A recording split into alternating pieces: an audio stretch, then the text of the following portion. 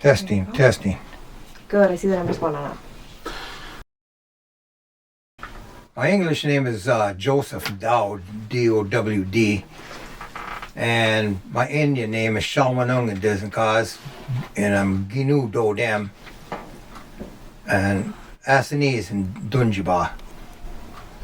Or Little Pebble. I was born and raised right in the mission.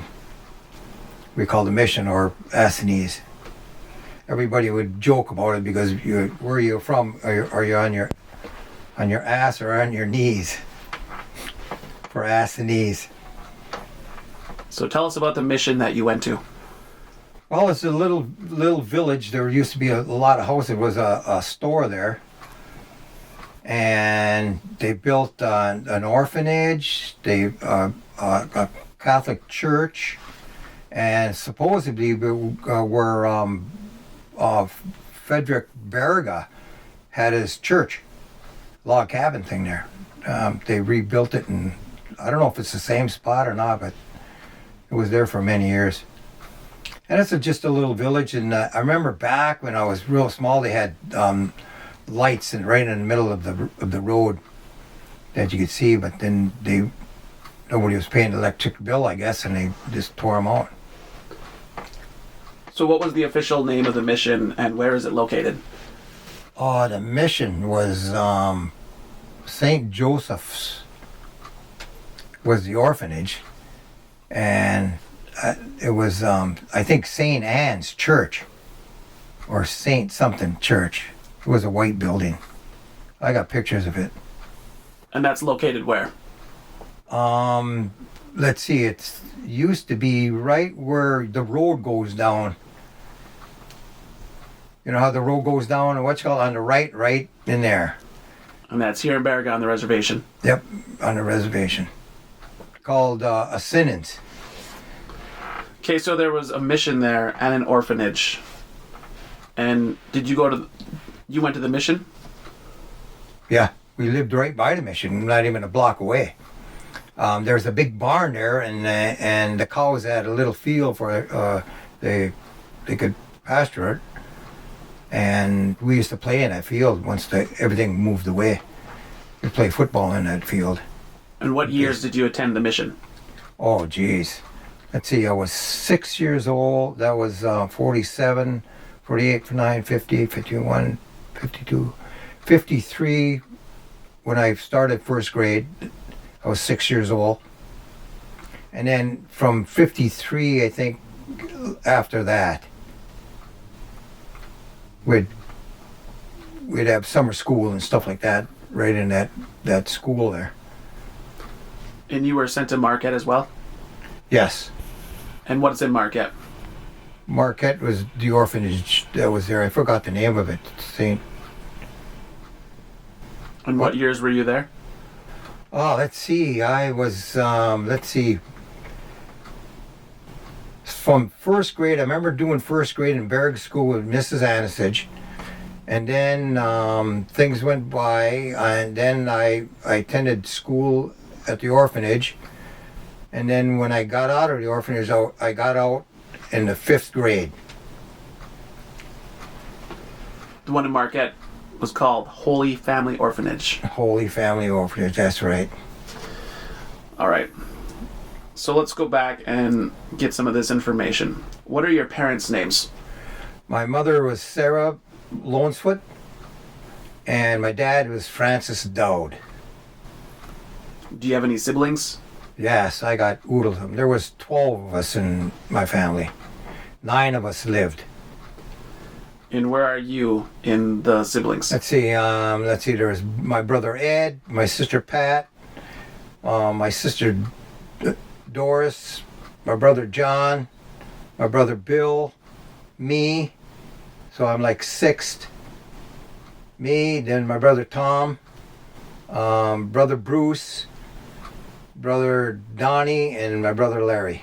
Then I got a younger sister named Mary. We call her Boo from the Sioux. Mary Boo. Has your family always been from here? Yeah. Lonesfoot family. My mother was a Lonesfoot. Mongoose head. What was your family like? My family was great. They're a great bunch of kids.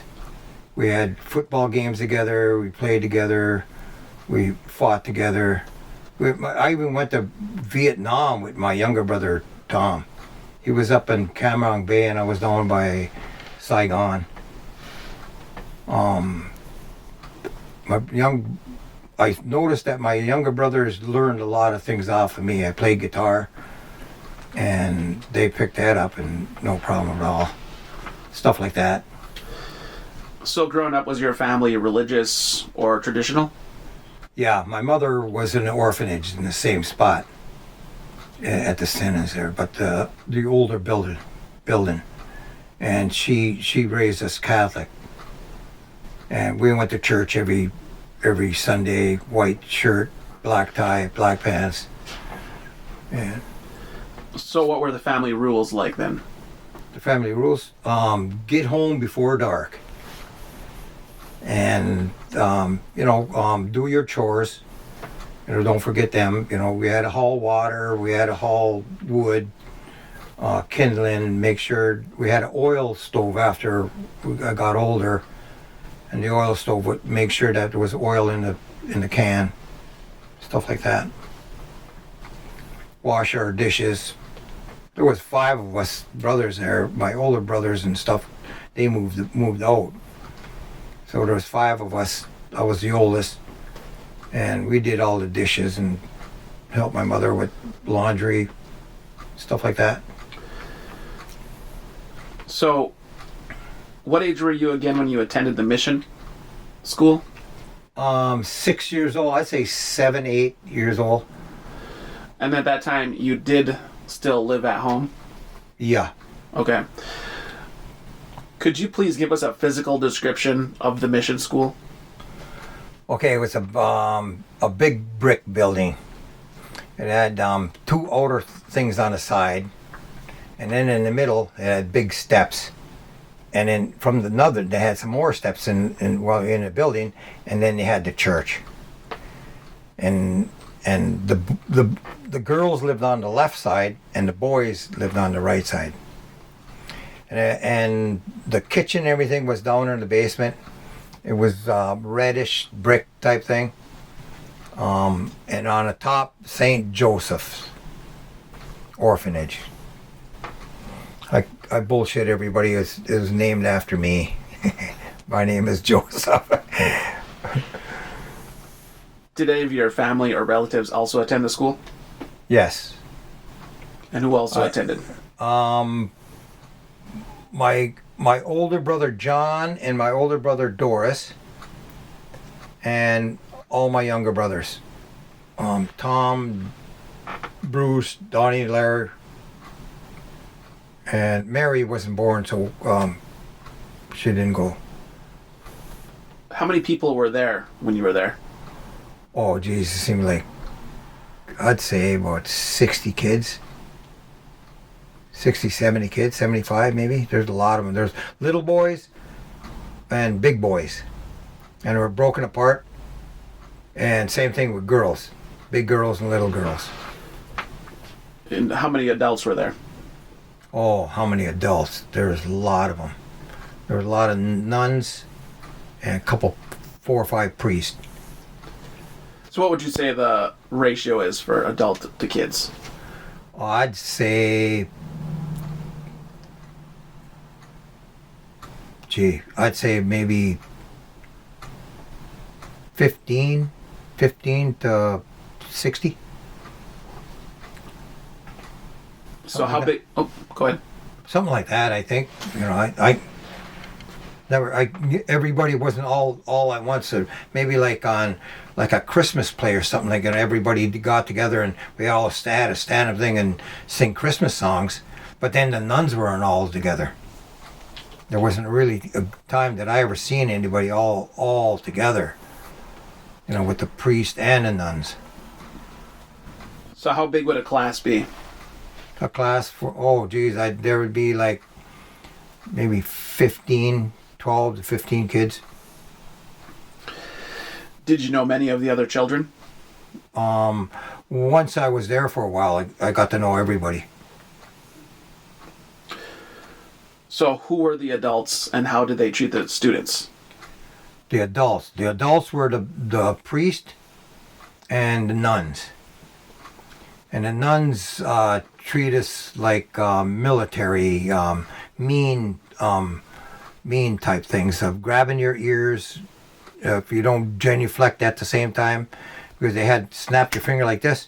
You go make that noise, and they were loud. When you snap it, you all have to genuflect, and if you're late or something, you would get your ear pulled, hair pulled, slapped. Going to the bathroom if you did something bad, and I get a whipping.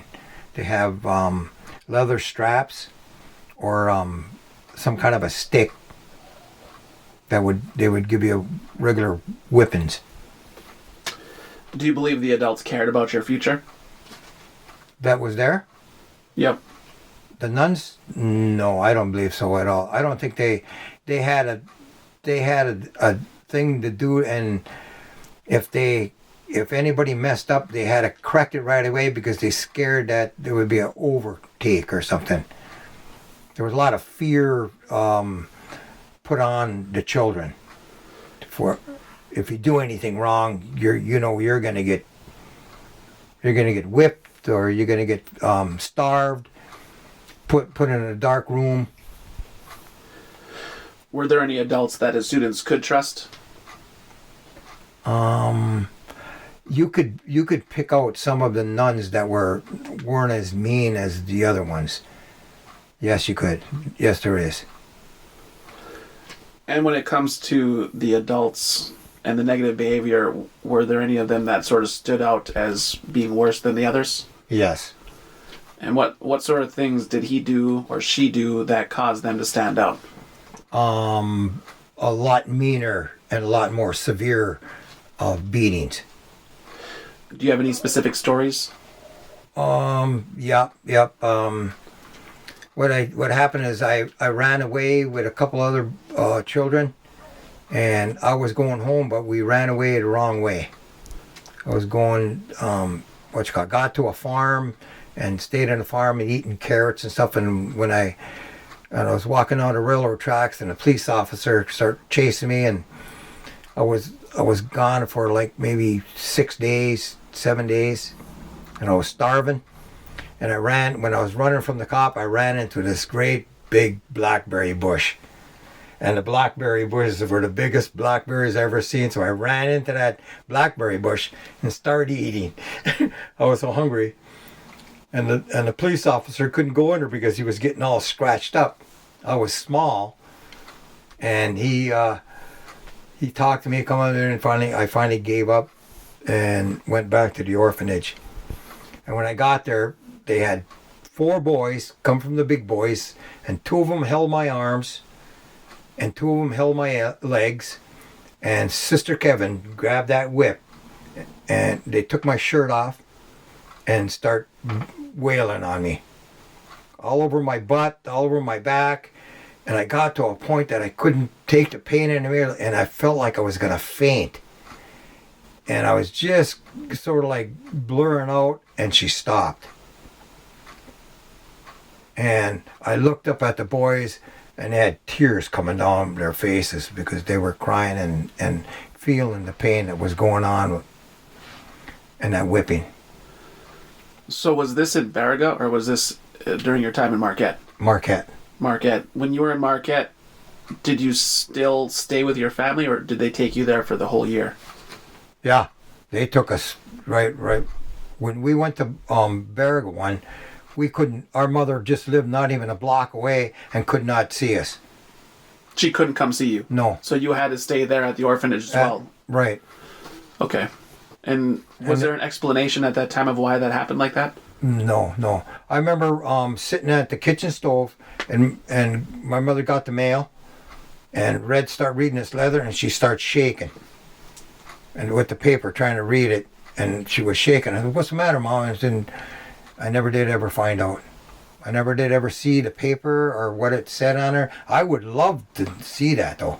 What was the reason we were taken away from my mother?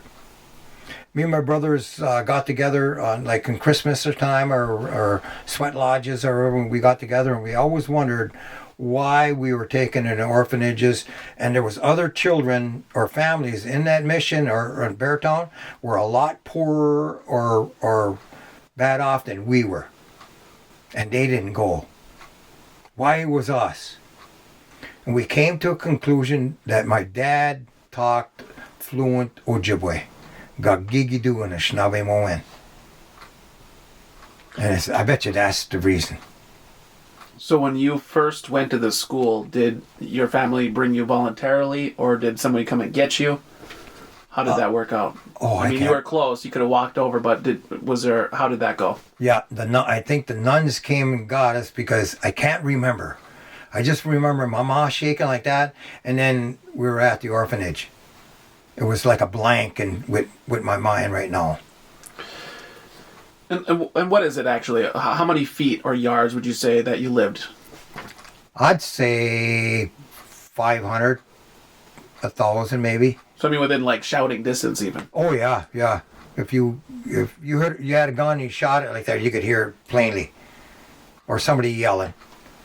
Because we could before we went, we could hear the children playing at the orphanage. You could hear them games going on or whatever. So tell us about how the students got along.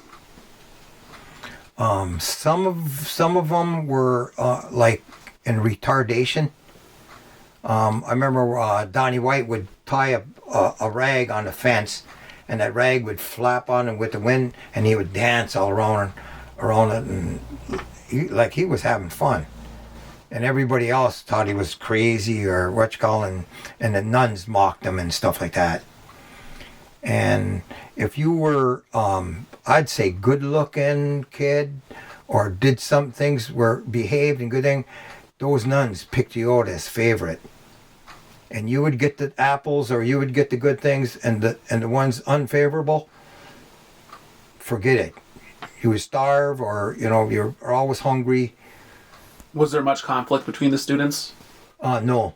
I didn't see it at all. Sometimes, like in a baseball game, when you throw a ball and the kid couldn't catch it, and then he hit the runner or something, that would hurt, and there would be a conflict going there, like a little fight going on, and we'd break them up before the nuns came over, or the nuns could see it. You wake up, it's a typical school day. First of all, how are you being woken at that time, and what do you have to look forward to on a typical day? Looking for that step-by-step, a typical day. Okay, typical day is the nun would open her door and blow a whistle. Oh my God! Sometimes you already woke and you know it's coming as soon as you see the door open. Then you get up, put your clothes on, make your bed, or go in to wash up, make your bed, make everything and get in line, and they would march you down to the breakfast, which would be like some kind of a porridge or oatmeal. No way would you get ham and eggs or bacon and eggs, or it was always porridge. A lot of bread and a lot of milk. I think it was we got worms from the milk. Pinworms. So the food quality was not good? No, never. After that, after breakfast, we'd get in line, and then, you go to church before all this happened too. You'd line up for church, and then go to church, and then after church, you'd go to breakfast. Go ahead. I was just going to say, and going back to that food, did you often feel hungry? All the time. The only time I didn't stop feeling hungry was when we got out of the orphanage and my mother cooked the first meal that we had, and I was full. It was beautiful. And how we treated our mother. Thank you, Mom. This is the best food ever. So then what did you have to look forward to after that breakfast? School. Got in line again went into your designated classes and sat and learned reading, writing, and arithmetic. The 3 R's. Generally, how did you feel on a day-to-day basis? Lonely. Unforgiving and bite, screaming, cold, lonely. You go to bed at night, and it would be quiet, and you'd hear a little boy, you can hear him crying in bed. If you get up and go, okay, everything's going to be alright, or soothe them and stuff like that, and you get caught, you get the whipping because you were out of your bed. And I did it a couple times. I went, okay, everything's going to be, your mom's be coming picking you up, or we'll be out of here soon. Go to sleep. I can't. I'm thinking my mom. I want my mom, and just cry. And first thing in the whole dormitory's crying because you hear that one little boy.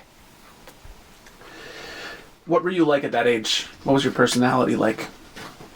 I was, to me, I think we made our own toys. I remember sitting in the yard one time and we were going to make a piece of board and put a cross over it like an airplane, put a rope on it, and then spin it in the water. And when we're in the lake, and it would be like a seaplane. You bounce it off the water and we made stuff like that. And we're always making tree houses and ladders, and climbing trees and hunting and things like that. What applicable skills and knowledge did you obtain from the schools? A little bit of math, which you were forced to do. Reading. You learned how to read, and that's about it. Learn how to be mean. I was mean when I got out of Vietnam. I was totally a mean person. And when Joe McGuanamy gave me my Indian name, it's Shawanung, which means the south. That warm wind pushing up from the south, pushing that Kuwait and that north wind right out with warm kindness. And I start learning that, and it sort of like left me. Not all the way, but a lot better than I was. What did you do for fun at the school? We played baseball. In Marquette, they had a big parking lot, and when everybody was gone or whoever worked there, all the parking lot was clear, and we made a little baseball diamond out of paint, and the kids from town on South Marquette would come over and challenge to a game, and after the game, that's where the fights started. There would be fights, and we got the motto. Start saying, some kid says he got beat up, and he got up again and started beating up another kid. And when he got up, orphanage kids are tough. He's yelling at those kids who were running down the yard because we were chasing them off the playground. Orphanage kids were tough, and that's what our motto was. So how did the other kids treat you? The older ones, some of them treated you like their brother, protected you. And the other ones spit on you or didn't like you or punched you when you walked by or we had to go get shots one time. I don't know what kind of shots were, and you got each one in the arm. And there was a mean boy who came over and hit everybody in the arm after your shot. Unbelievable pain as a little, 8, 9, 10-year-old boy. What were some of the other benefits of attending the school? Oh, I don't think I got any benefits. What I got was learn how to be mean, how to hit, or from being hit. I think maybe learning Latin. I don't know how to say good morning in Latin, but I know how to say Espatio Spiritu Sancti, in the name of the Father and in the Son and the Holy Ghost. Would you care to explain the object that you have over there on your desk? Okay, no problem. This is a crucifix that the big boys would make for generating money for the orphanage. And each one of these little dots was made by, or carbons, was made by a razor blade. And the big boy that made this, his name was Ed Saint Germain. And Ed Saint Germain was a boy that hid this one girl that was in an orphanage because she'd run away, and Ed would work in the where the furnaces were, and he'd hide her in the furnace, and they'd never come into the furnace and look for her. And he gave her, this is the last one that he made, and he gave it to this girl. And this girl grew up, and she was in the orphanage, and she'd run away all the time. Why? Because she was raped by the priest. Repeatedly. She'd run away and hide. And the family who would protect her, besides Ed, was the Cardinal family. Jim Cardinal and his wife.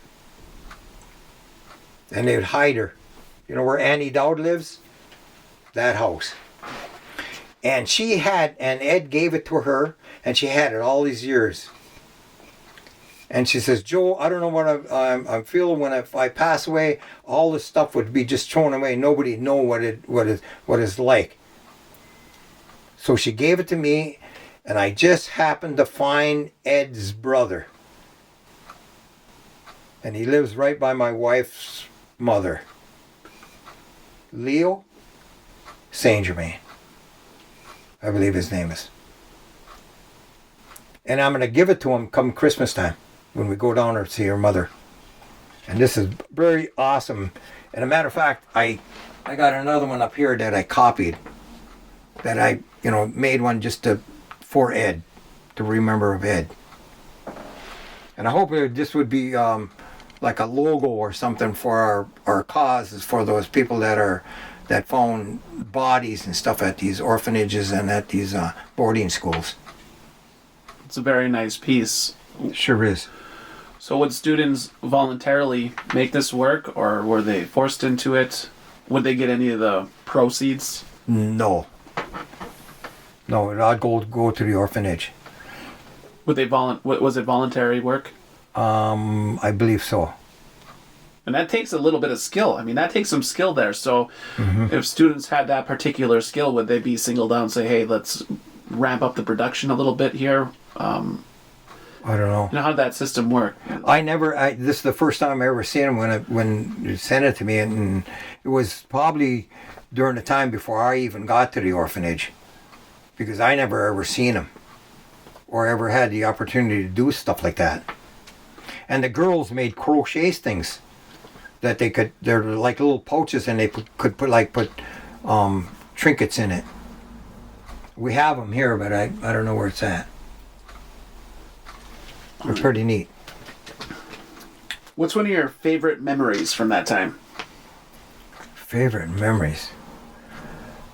When the sister who was taking care of the dormitory said that we have 2 little boys that are going to be leaving us, that are going home. And every boy that was there thought it was him. And everybody looked at each other and was happy together, and you could see that I wouldn't say kindness, that joy of going home. When she said 2 of these boys are going to go home, how that joy rang out with all those children. And then later in the week, it happened to me and my brother Tom. And it was still sad, because now I'm leaving my 3 younger brothers there. So it was a toss-up. What's your worst memory from that time? Of feeling the pain of getting whipped from Sister Serene or Kevin when I ran away. What kind of values did they try to instill within the students? Oh, I don't know.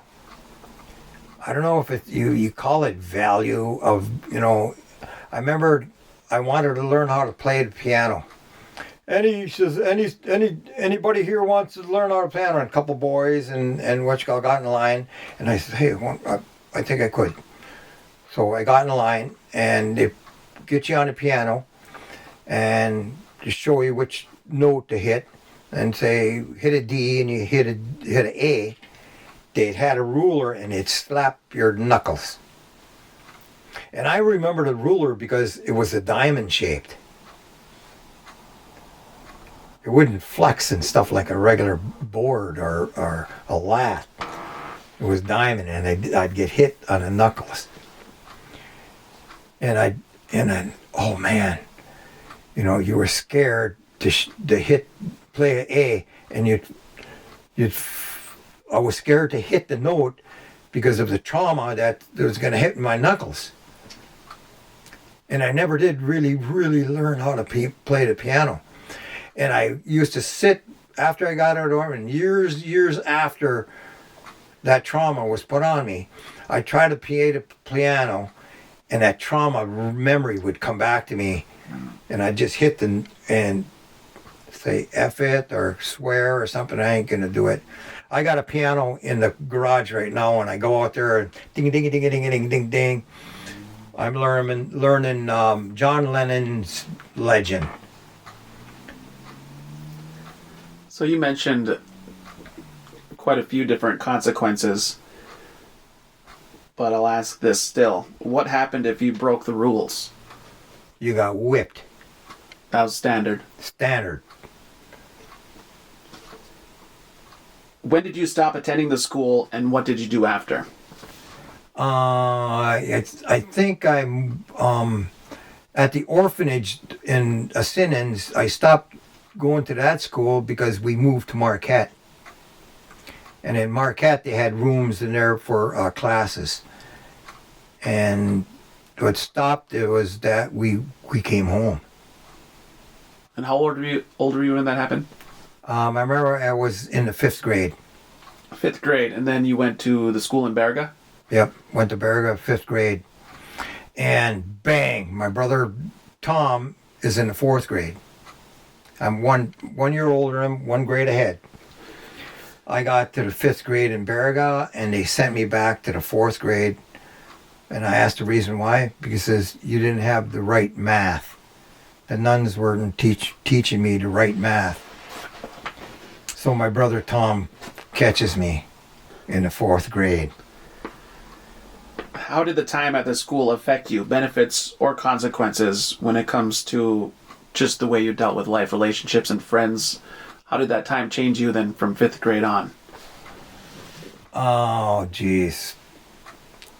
I never felt loneliness or I never felt anger before. And now that I know what this is and fear, I was fearful of anybody walking. If I could prefer, you'll see him, I would duck like that. And if you ever worked with children in the schools and you walking from the back from them, they duck like that, you know they're getting hit. Did you or do you keep in touch with anyone else that you attended these schools with? Yes, I do. And and what's that like? What's that kind of relationship like? It's like getting out of school for the rest of the year. It's fun. We ain't into that controlled environment. It's like getting out of prison or getting out of jail or getting out of something that, like getting out of work. I know there was an old guy that used to work in the mill in Baraga, Soley's Mill. And the only time he ever really ran was after he got off work and ran to his car. he was happy to get off work. He must have hated to work. How do you think you'd be different today if you had not attended those schools? Different? I don't know if I'd be any different, but I would I'll be more in the time that when I was a child, those times, those years in the orphanage of being mean and hit all the time, no love, no hugs, no kindness like your mother would be. I think I would I sort of like brush that off or try to not to remember it or be in that feeling or be in that hatred. But you know, if I see a nun right away, I think or something, you know, and I keep telling myself, you know, don't get into that anger, or don't get into it, because that holds you back. And that's hard to do. It's really hard. How would you describe yourself today? I think I'm a pretty good person.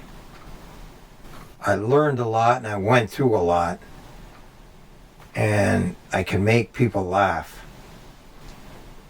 And I'm not as confined of just being mean or just being angry at this thing because it happened to me.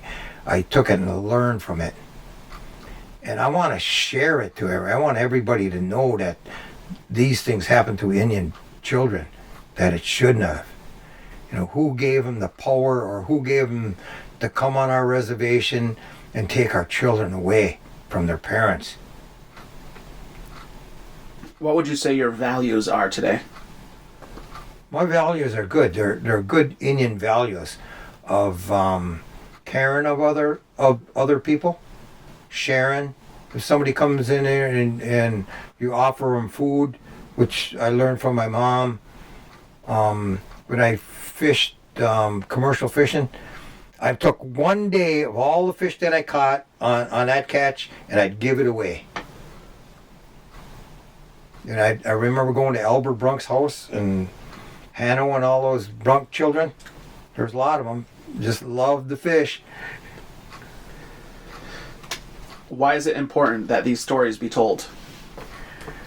So that our children, children know, and it won't repeat. I don't want it to happen to any child, or it shouldn't be happening to any child.